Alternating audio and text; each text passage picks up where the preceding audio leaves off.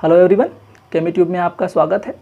आज हम quantum chemistry में डिस्कस करने जा रहे हैं normalization constant and normalized wave function के बारे में। ठीक है, अगर आपने अभी तक हमारा चैनल सब्सक्राइब नहीं किया है तो जल्द से चैनल को सब्सक्राइब कर लीजिए ताकि आप प्रॉपर्ली हमारे साथ कनेक्ट हो सकें। चलिए बात करते हैं नॉर्मलाइजेशन एंड नॉर्मलाइजेशन कांस्टेंट से क्या होता है। उससे पहले मैं बात करता हूँ प्रोबेबिलिटी क्या होता है, उसके बाद बात करेंगे अपन नॉर्मलाइजेशन क्या होता है। क्लियर है? देखिए, प्रोबेबिलिटी दैट मीन्स अभी क्वांटम केमिस्ट्री में होता क्या है, तो क्वांटम केमिस्ट्री में हम जनरली जो आपके माइक्रोस्कोपिक मूविंग पार्टिकल्स हैं उनके डायनेमिक कंडीशंस में उसकी एनर्जी, एंगुलर मोमेंटम, पोजीशंस, ये सब क्या करते हैं, आइडेंटिफाई करते हैं या उनका स्टडी करते हैं। क्लियर है? लेकिन जो मैक्स बोर्न का इंटरप्रिटेशन से हमको पता चलता है कि ये जो आपका कोई वेव फंक्शन है जो कि किसी माइक्रोस्कोपिक पार्टिकल के स्टडी में इन्वॉल्व होता है, वो जो है उसके एग्जैक्ट लोकेशन को नहीं बताता, लेकिन वो एक पर्टिकुलर रीजन में उसके पाए जाने की प्रोबेबिलिटी बताता है कि इस टाइम पर यहाँ एक पर्टिकुलर रीजन में इस माइक्रोस्कोपिक पार्टिकल के पाए जाने की प्रोबेबिलिटी मैक्सिमम है या मिनिमम है, इसके बारे में बताता है, न कि उसके एग्जैक्ट लोकेशन के बारे में कि बताता है कि वहाँ पास ये पर्टिकुलर पार्टिकल जो है क्या है अभी इस टाइम पर प्रेजेंट है। क्लियर है? ठीक है। तो प्रोबेबिलिटी क्या होता है, तो वहीं पर कि आप जब क्वांटम मैकेनिकल स्टडी करते हैं तो किसी पर्टिकुलर रीजन पर पाए जाने की जो पार्टिकल की प्रोबेबिलिटी होती है उसी को हम क्या बोलते हैं, प्रोबेबिलिटी।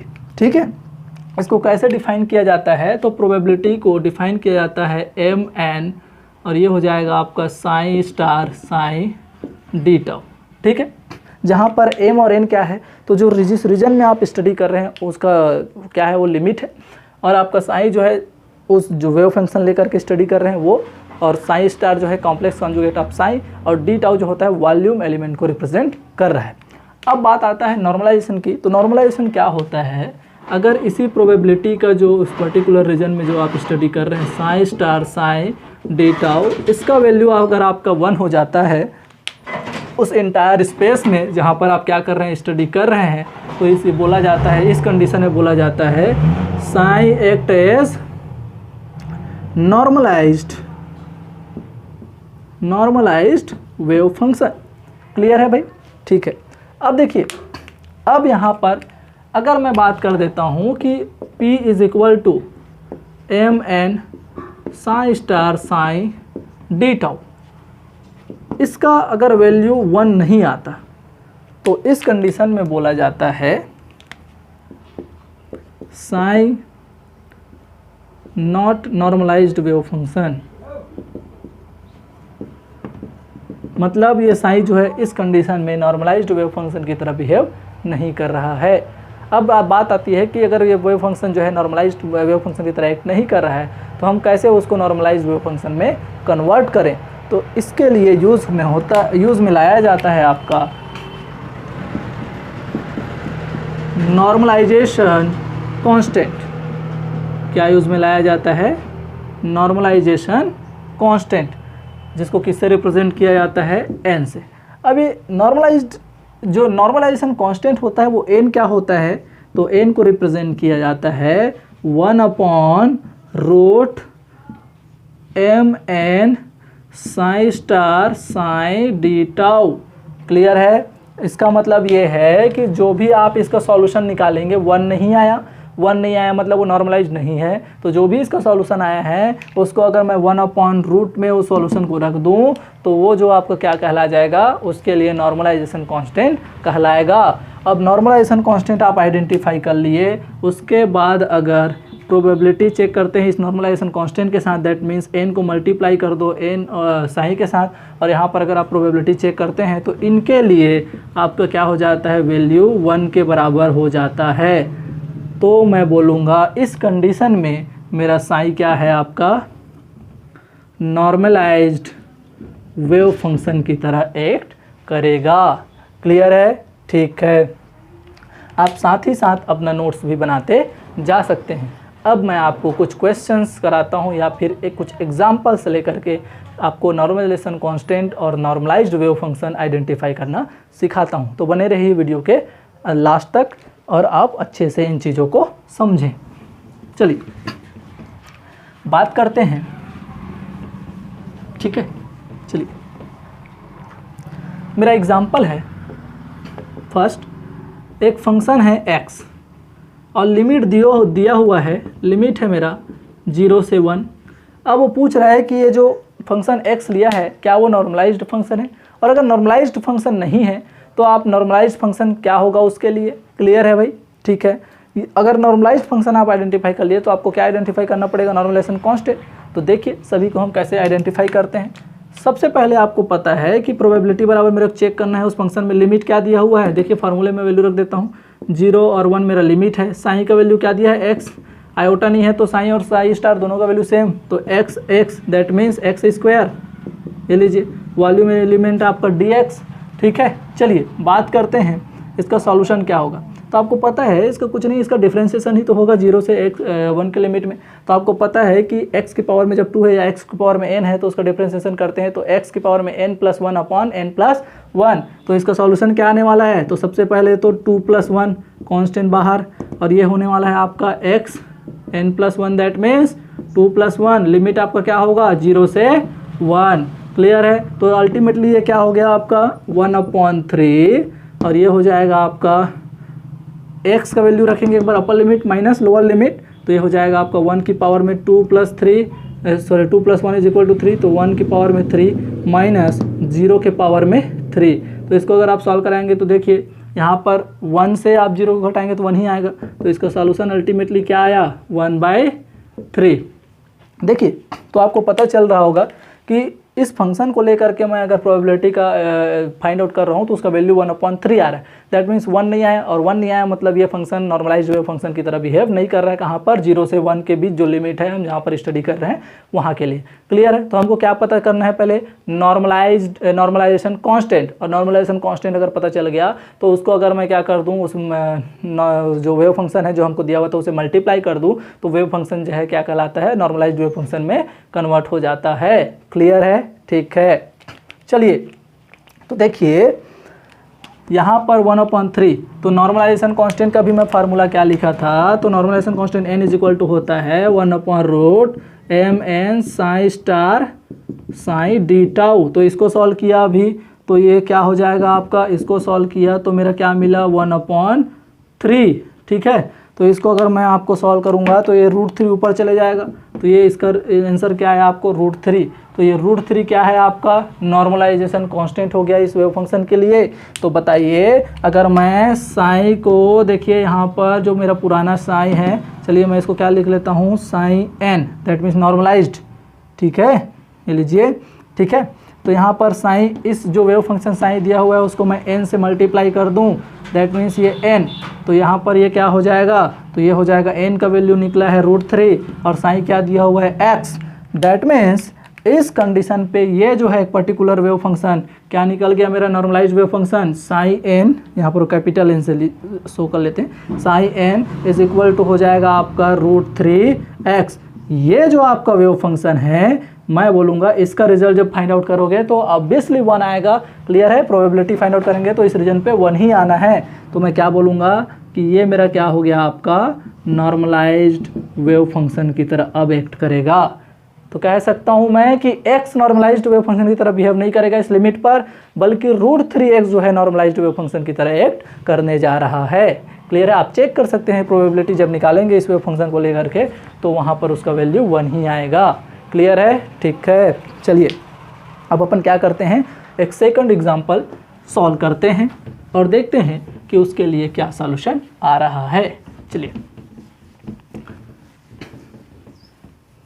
देखिए इम्पॉर्टेंट क्वेश्चन है आपका, पहले भी CSIR में ये क्वेश्चंस पूछा जा चुका है, यहाँ पर ध्यान दीजिए, ठीक है। अगर नहीं पूछा गया होगा किसी को लगता है तो ये क्वेश्चन तो आपके बहुत जल्द आने वाला है।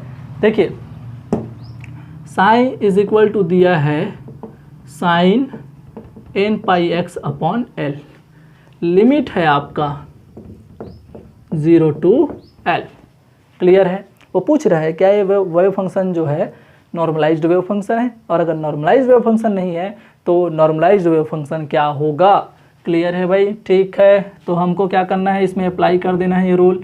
तो प्रोबेबिलिटी क्या निकलेगा आपका, लिमिट है मेरा 0 to L sine n pi x upon L, sine n pi x upon L, और चलिए dx। क्लियर है। तो यहाँ पर देखिए इसको सॉल्व करूँगा, sine square n pi x upon L हो जाएगा।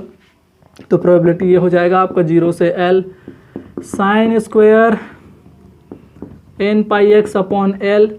ठीक है, मैं क्या करता हूँ, इफ यहाँ पर बार बार ना लिखना पड़े इसलिए if n pi upon L is equal to क्या ले लेता हूँ, b ले लेता हूँ। चलिए, तो ये क्या हो जाएगा मेरा, b हो जाएगा bx। क्लियर है भाई, ये हो जाएगा bx dx।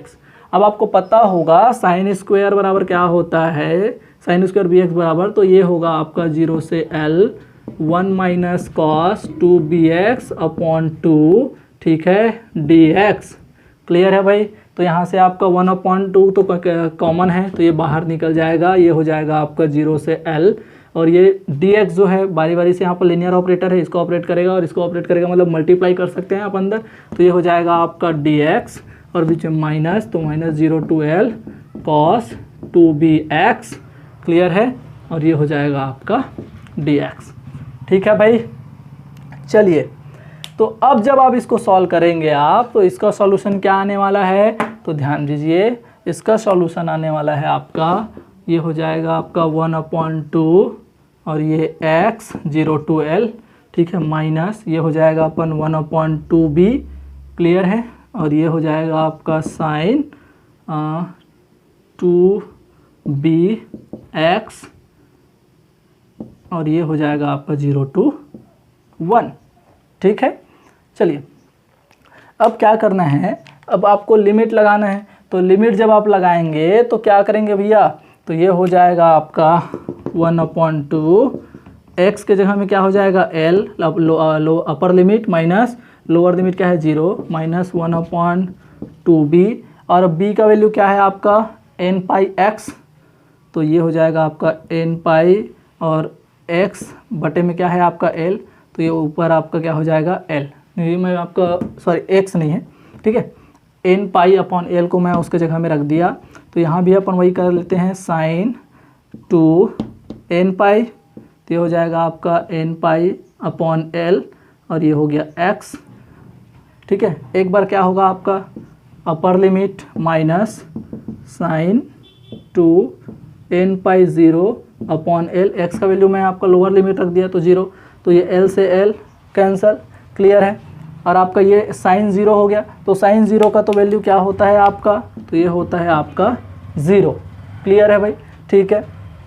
अब यहाँ पर इसका सॉल्यूशन क्या आ गया, तो ध्यान दीजिए, अगर मैं n क्या है मेरा कोई इंटीजर है, और n का इंटीजर जैसे कि मैं अगर कोई वैल्यू रखता हूँ 1 2 3, तो कोई भी आप वैल्यू रख लें n का, आपका साइन पाई है तो पाई 180, अब जैसे मैं यहाँ पर अगर 1 रख देता हूँ तो 180 इंटू 2 इज इक्वल टू 360, तो साइन 360 इज इक्वल टू 0। तो अल्टीमेटली ये जो है पूरा इसका सॉल्यूशन क्या आने वाला है आपका 0। तो बच का क्या जाएगा आपका, तो बच जाएगा आपका, इसको सॉल्व करूँगा तो ये हो जाएगा मेरा l/2। तो ध्यान दीजिए मेरा प्रोबेबिलिटी क्या निकला, l/2। ठीक है, 1 नहीं आया, तो 1 नहीं आया, दैट मीन्स ये फंक्शन जो है नॉर्मलाइज्ड वेव फंक्शन की तरह बिहेव नहीं कर रहा है। और नॉर्मलाइज्ड वेव फंक्शन की तरह अगर बिहेव नहीं कर रहा है तो मेरे को क्या करना है, नॉर्मलाइजेशन कांस्टेंट आइडेंटिफाई करना है, और नॉर्मलाइजेशन कांस्टेंट आइडेंटिफाई करने के बाद उसको जो फंक्शन दिया है उसे मल्टीप्लाई कर दूंगा, तब वो मेरा जो है कंप्लीट फंक्शन एक नया क्रिएट होगा, जो कि क्या होगा, नॉर्मलाइज्ड वेव फंक्शन होगा। ठीक है, तो चलिए मैं क्या करूंगा, अब नॉर्मलाइजेशन कांस्टेंट निकालूंगा, और ये क्या होता है आपका, तो ये पता है आपको, ये जो प्रोबेबिलिटी निकाले हो उसका रूट कर दो आप बटे में, तो ये हो जाएगा l/2। इसको सॉल्व करेंगे तो ये हो जाएगा आपका √2/l। ये मेरा निकल गया क्या, नॉर्मलाइजेशन कांस्टेंट। तो मेरा नॉर्मलाइज्ड वेव फंक्शन क्या कहलाएगा, साइन n। तो ये जो मेरा नॉर्मलाइजेशन कांस्टेंट निकला है 2/l, और इसको जो फंक्शन पुराना दिया हुआ है उससे अगर मैं मल्टीप्लाई कर देता हूँ, जो कि क्या था, साइन n पाई x अपॉन l, तब मैं बोलूँगा कि यहाँ पर इसका जो आपका साइन n का जो आपका क्या होगा, ये साइन n का अगर मैं बोलता हूँ तो अब मैं बोल सकता हूँ कि ये जो है मेरा नॉर्मलाइज्ड वेव फंक्शन की तरह बिहेव करेगा। और आपको पता है कि ये जो है 1D के लिए आपका 1D बॉक्स के लिए क्या होता है, एक नॉर्मलाइज्ड वेव फंक्शन की तरह बिहेव करता है। क्लियर है। तो देखिए नॉर्मलाइजेशन कांस्टेंट अगर पूछता है तो क्या निकला इसके लिए, √2/L इंपॉर्टेंट है बहुत, ठीक है, क्योंकि ये 1D के एप्लीकेशन में आपका बहुत बड़ा क्या अप्लाई करने में, अब एप्लीकेशन या उसकी स्टडी में बहुत बड़ा हेल्पफुल या हेल्प करता है। क्लियर है, ठीक है। तो साइन एन क्या कहलाएगा आपका ये वाला, तो ये आपका कहलाएगा नॉर्मलाइज्ड वेव फंक्शन। क्लियर है, ठीक है। तो ये थे आपके कुछ एग्जांपल्स और आपका नॉर्मलाइजेशन का कुछ आपका जो कैसे उसको एक्सप्रेस करते हैं, नॉर्मलाइजेशन कांस्टेंट क्या होता है, नॉर्मलाइज्ड वेव फंक्शन क्या होता है, इसके बारे में हमने बात कर लिया। आई होप कि आपको वीडियो पसंद आया होगा। वीडियो को लाइक कीजिए, ज़्यादा से ज़्यादा शेयर कीजिए, चैनल को अभी तक सब्सक्राइब नहीं किया तो जल्द से जल्द सब्सक्राइब कर लीजिए। Thank you for watching.